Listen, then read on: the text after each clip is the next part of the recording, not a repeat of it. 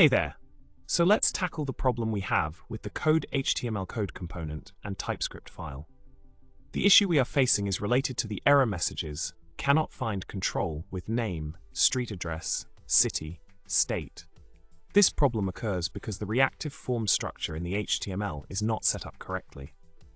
Now let's delve into the solution provided earlier. By adding the code form array name, address code attribute, and wrapping the mentioned controls in a form group, we can resolve the error. The updated structure ensures that the controls for street address, city, and state are correctly associated with the form elements. In summary, ensuring the correct reactive form structure in the HTML resolves the error of not finding the controls with names, street address, city, and state. By implementing the changes mentioned in the solution provided, you can successfully handle dynamic form fields in Angular. Well, that's the solution to our problem. Remember to subscribe, like, and drop a comment if you found this video helpful. Thanks for tuning in.